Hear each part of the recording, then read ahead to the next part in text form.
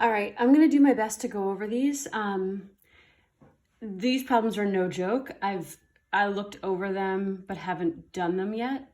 And I'm gonna do my best to provide video, recording for how to do them, but take it a little bit at a time. Remember, this is part of the learning process, going over these videos or going over these problems. So you're not gonna remember everything right away. This is a way to help remind you of different techniques and whatnot, but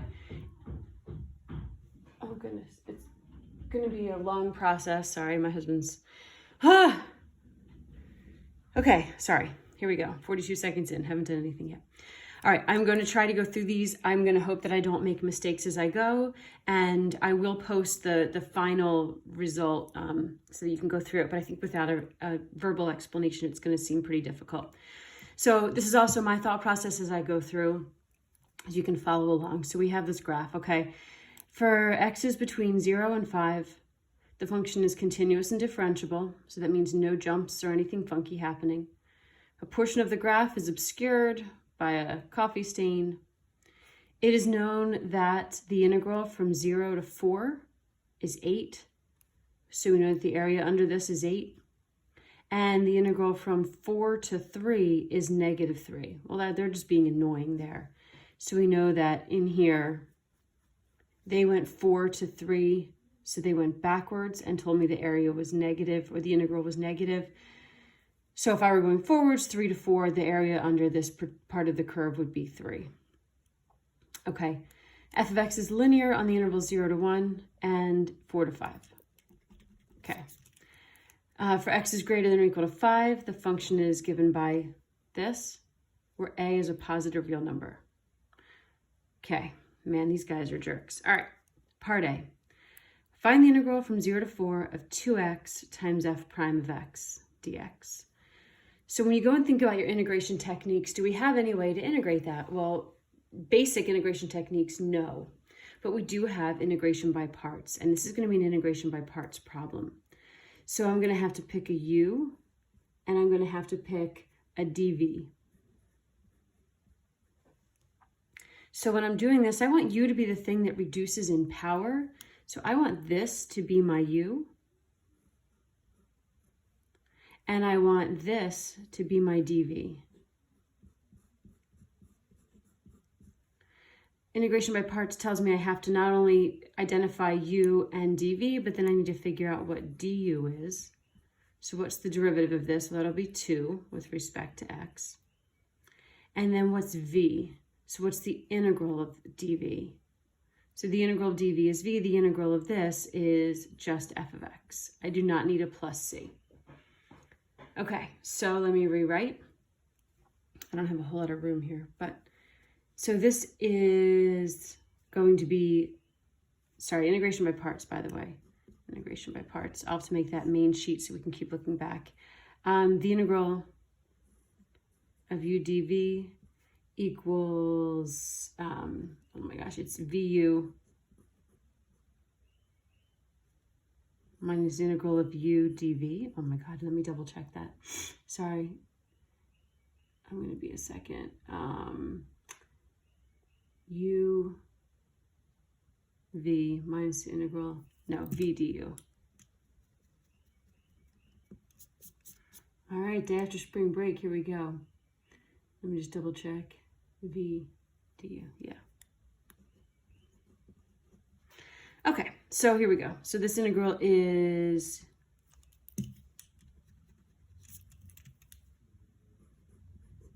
uv, so uv 2x times f of x minus the integral of v du, so 2f of x dx. Okay, these are both evaluated from 0 to 4. So I'm going to have to also evaluate this from 0 to 4. I'll get there in a second. Let me do this integral part. Well, I don't know which would be easiest to do out first, but since I'm integrating, let's do that. So I'm going to have 2x f of x minus, I have to figure out what this integral is. I'm going to take the 2 out So I'm going to think about this 2 as coming out to the front, so I don't really have to worry about it. So I'm going to actually just bring it out here. So the integral from 0 to 4 of f of x dx. Well, let me go back up. 0 to 4. Oh, awesome. They actually tell me it right here, that they tell me that this is 8. So this integral from 0 to 4 of f of x dx is right here, and it's 8. So this doesn't really need evaluating. It's going to just be a minus 16. This needs evaluating from 0 to 4. So fine. So I'm going to have, plug in the 4. So I'm going to have 2 times 4 times f of 4 minus, plug in the 0, 2 times 0. So I can right away just go to 0, minus 16.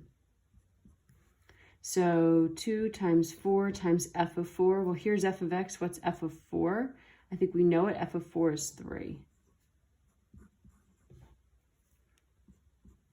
So I'm going to have, this is 24 minus 16. The answer is 8. See what I mean about the verbal explanation? I think if you looked at my work, you'd be like, what the heck did she just do? Oh, I'm so sorry. This is out of the screen. Stupid video thing. Arrgh. I think that's why I go sideways sometimes on the camera, because it just gets a bigger picture than the vertical. It doesn't quite get the whole page. Okay, part A. Part B. I'm trying to write over there. Okay, find the integral from 1 to 2 of x times f of x squared minus 1. Well, this might look like it's an integration by parts, but integration by parts is usually going to have something that's like 2x, and this is the derivative, so therefore when I take the integral, I get back to the original. This doesn't have that. This can actually be handled with substitution. I'm going to draw a little line here so I have my work separated. So let me see. Let me just try to use substitution. Let me let u equal the inside thing. So let me let u equal x squared minus 1. So therefore du is going to be 2x with respect to x. Well, that's cool because I have an x in the problem. I don't have a 2, so I'm going to have to put a 2 in. Remember how we did this? I'm going to multiply in a 2 and then therefore multiply in a, or multiply by 1/2 out front. So this is going to become 1/2 times the integral of this, and this becomes my du. This is my u. So f of u du. Now remember, when I use substitution with this definite integral, I need to change these limits of integration. So right now they're 1 and 2, but that's in terms of x. So I'm going to change them to what they would be if I was now in my language of u's. So when x is 1, plug 1 into x over here. So 1 squared minus 1 is 0. U is going to be 0. And when x is 2, 2 squared is 4 minus 1 is 3. U is going to be 3.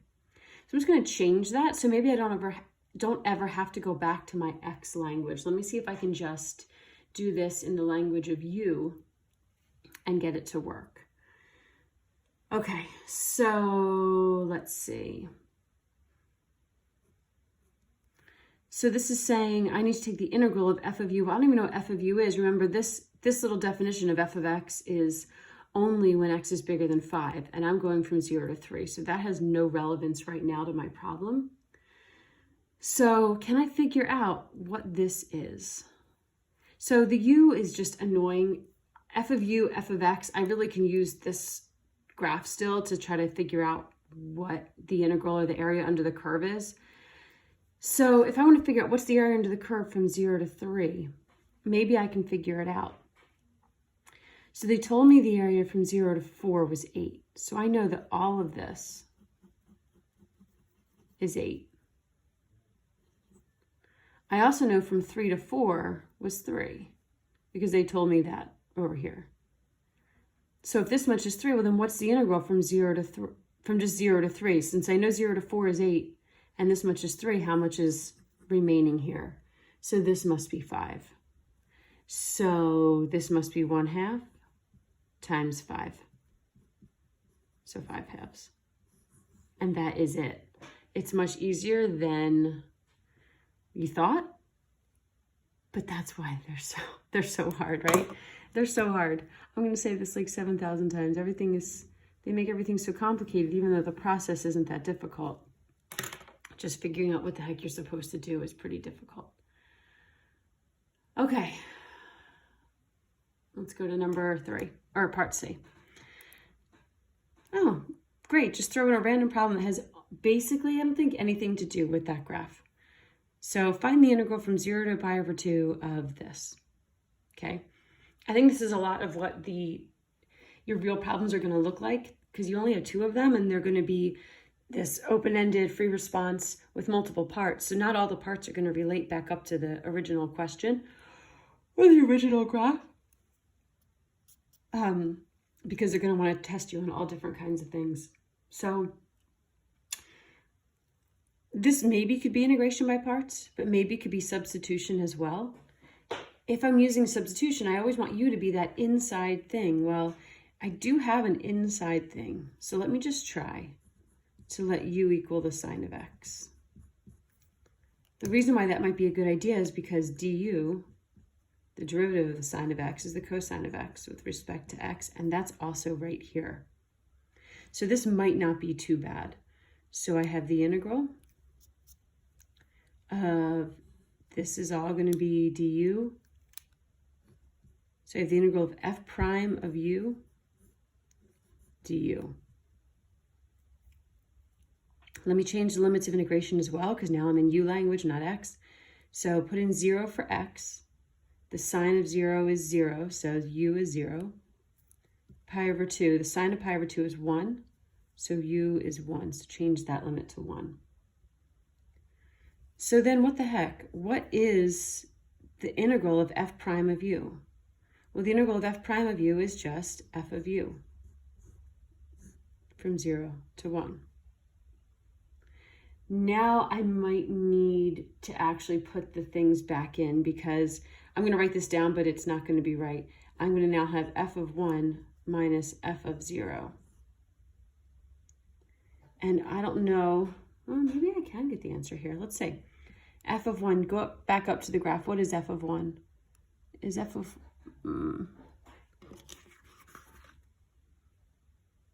Yeah, f of 1 is 2.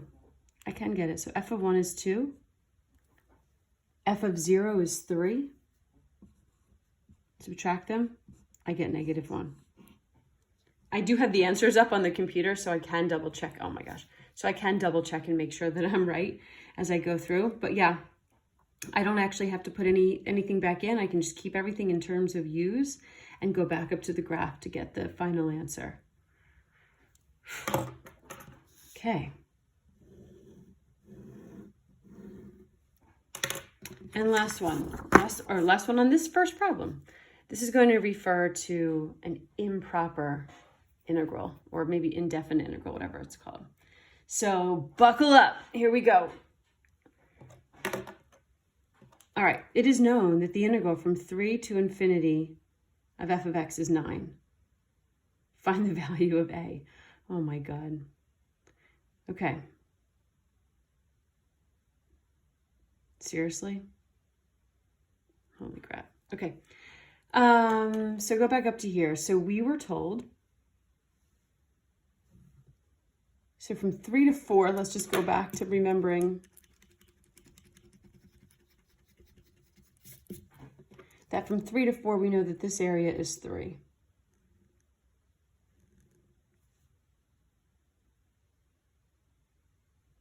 And when x is bigger than 5, we know that this is my function. What about between 4 and 5, though?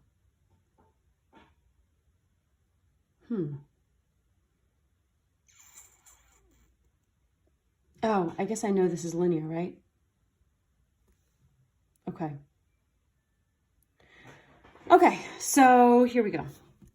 Like I said, this is how I'm thinking it through, so I haven't done all of the problems first. I figure if I did them all first and then videotaped them, it would just take more hours than I possibly have in a day. So it is known that the integral from 3 to infinity is 9. Find the value of a. So we know that from 3 to, okay. So I know that the integral from 3 to infinity is the same as the integral from 3 to 4 plus the integral from 4 to 5 plus the integral from 5 to infinity. And I'm only saying that because there's some of these parts that I know that I don't have to do a whole lot of math for. So again, they want me to find, they're telling me the integral from 3 to infinity is 9. So they're saying 9 is the integral from 3 to infinity. Well, I already know what 3 to 4 is and 4 to 5 is. So that's going to help me just a little bit here because the unknown is going to be this big 5 to infinity. So let me just do a little bit of thinking out loud. The integral from 3 to 4, if we looked up here, we already knew is 3. So I know that the integral from 3 to 4 is 3. I know that the integral from 4 to 5, I don't know it yet, but I can calculate it. So let's figure out what is this integral. So this is a trapezoid. We have 1/2 times the height times the bases added up. The height is this length, it's 1. And the bases added up will be this plus this. So we've got 3 plus 5. So the area of this is going to be 1/2 times 8. So we're going to have 4. All right, so this is 3, this is 4.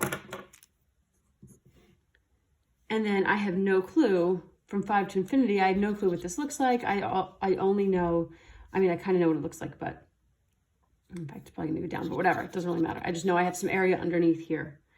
So I know that from 3 to infinity, the total area is going to be 9.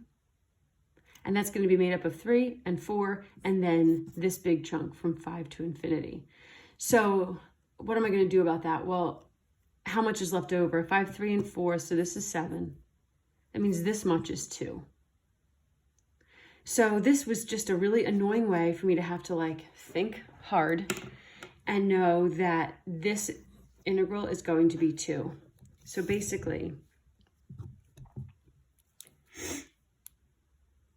the integral from 5 to infinity under the curve 4 over x minus a squared is going to equal 2. Because I know from 3 to 5, I have a section that's an area of 3 and an area of 4, making 7 altogether. So what I have left, whatever's underneath this, has an area of 2. This is what I'm going to have to work with. I don't have a whole lot of space, so I'm going to erase this. And my camera's going to fall down. Hold on one second.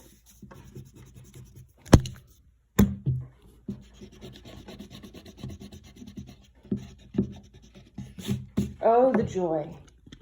And this is hard and like, okay, here's my face. But think about like, you're not supposed to get all this right. This is one really big problem. Take my glasses off. So be patient with yourself and know that like, yes, this is a review, but you're not supposed to understand, or you're not supposed to be awesome at all of it. And if you learn something from this that you might be able to apply to a later problem, then that's awesome. That's all that we can hope for. So this is the learning. This is not the, you can do it now and here's a problem and I'm going to be able to do it. It's like, this is how you're going to learn how to do it through the process. All right, glasses back on. So let's try to get this last question.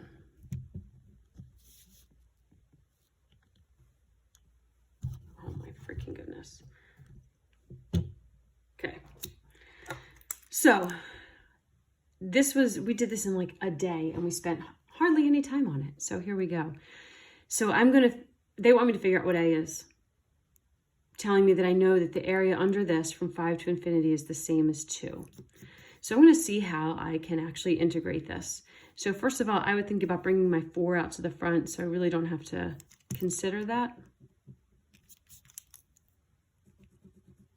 And this is fairly easy to integrate, actually. This is the same as 4 times the integral from 5 to infinity of x minus a to the negative second.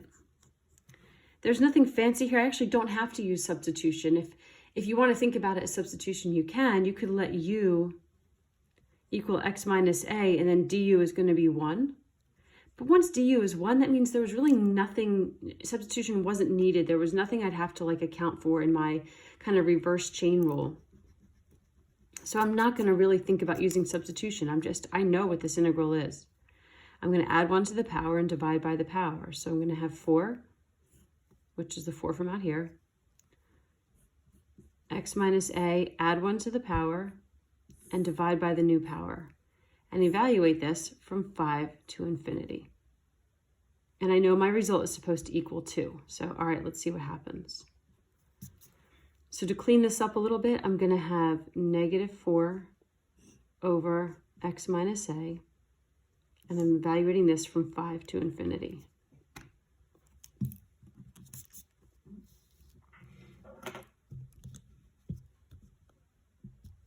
So I'm going to plug in infinity. So I'm going to have negative 4 over infinity minus a minus negative 4 over 5 minus a. Well, what happens when I put infinity on the bottom? Infinity on the bottom means this bottom is getting really, really big. So this fraction is getting really, really small. So this fraction is 0. So what I have is a positive 4 over 5 minus a. That is the answer to the integral question. What is the integral of this thing from 5 to infinity? So the answer is 4 over 5 minus a. Well, they wanted me to find a. That was the whole point.